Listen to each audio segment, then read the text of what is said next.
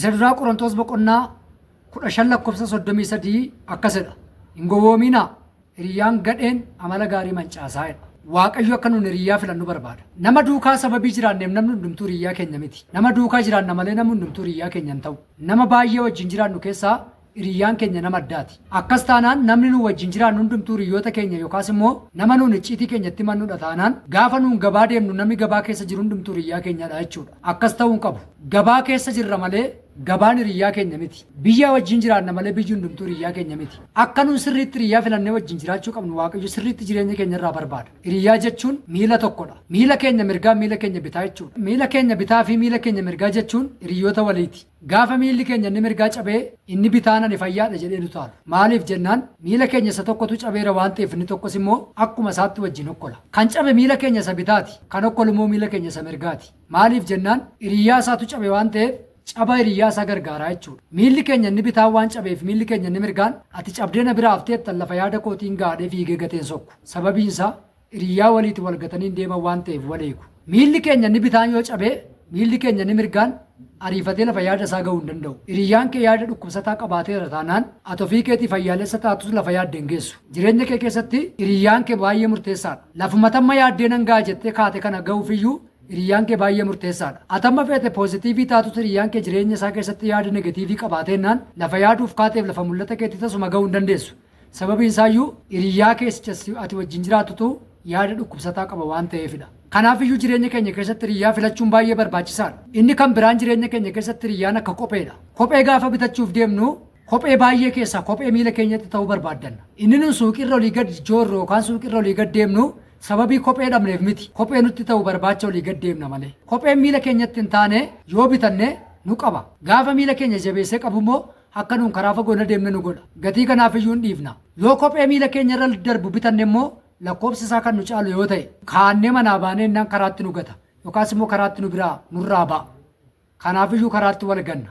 Kanaaf iyyuu isa miila keenyatti ta'u isa nus hin qabne isa nurraas hin baane barbaannee bitannee kaawwanna jechuudha.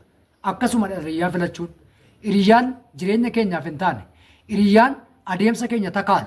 Hiriyyaan akka nuun karaa fagoo deemne nu godhu. Hiriyyaan mul'ata keenya jabeessee qabee akka nuun hin milkoofne nu godhu nuuf hin ta'u. Hiriyyaan immoo si wajjin galma ga'a jedhee nu fuudhee manaa bahee karaatti nu gatus hiriyyaan nu ta'uu hin danda'u. Obboleessa koo obboleetti koo hiriyyaa filadhu. Hiriyyaan filattu taanaan yookiin qabee karaatti mul'ata kee adoochee karaa si dhaaba yookiin immoo si fuudhee manaa bahee wajjin galma ga'a jettee kaatee murteeffattee karaatti si gatee qofaatti bineensa si nyaachisa.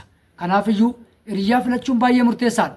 Gaafa hiriyyaa filattu immoo jireenya kee keessatti waan beekuu qabduuf waan beekuu hin qabne adda baasii bari. Ati nama tokkotti dhuftee waanuma beekteef jireenya namichaa guutummaan guutuutti beektachuu miti. Gaafa nama tokko wajjin wal argitee wal bartu namichuma barte malee ati icciitii fi keessoo namichaa guutummaatti baruu hin dandeessu.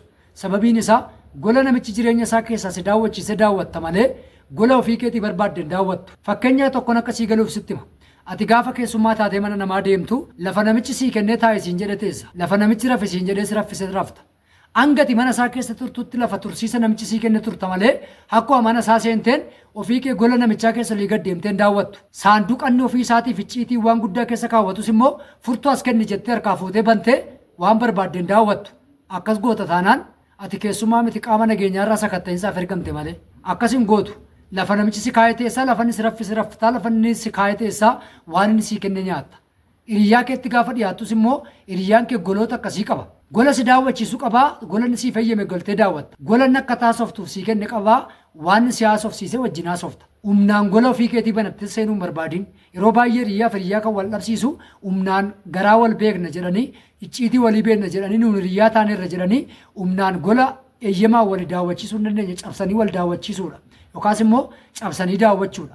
Icciitii hiriyyaan keessatti hin barbaanne tokko baruuf hin qoroqqoriin. Amma inni sitti mebichaa dhaggeeffadhu. Daangaa inni sii kennee akka taasiftu sii kennee fi haasa'i malee daangaa darbitee haasa'uu hin barbaadiin. Akkas goota taanaan hiriyyaa kee duukaa wal dhabda. Kanaaf iyyuu fayyaalessa taanee hiriyyaa keenya duukaa akka jiraannuuf qajeelfamni kun baay'ee barbaachisaadha. Atiyyuu mataan kee akkas godhi.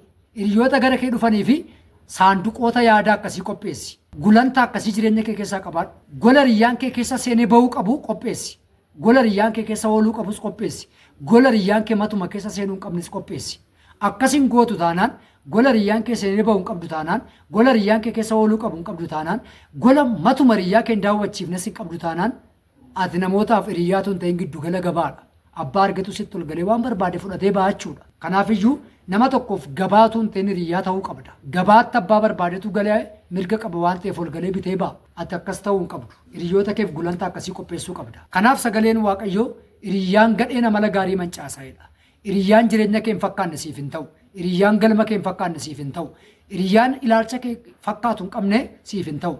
Hiriyyaan gaariin akka ta'uuf taatu barbaada. Hiriyyaan gadheen garuu akka isa taatu barbaada. Irraa of eeggadhu.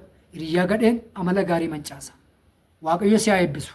Ani kan kana sitti dubbate obboleessa kee Galataa Dhinsaati. Obboleessi koo na wajjin jiru guyyaa irraa waayila koo ogeessa kaameraa Efreem Dirribaati. Dubbii kanaan akka isin eebbifamtan akka nama tokkotti akkan isinitti dubbadhe nan beeka. Akka isin keessatti ija godhatu nan amana. Waaqayyo isin haa eebbisu. Nagaan turaa. Shaaloom.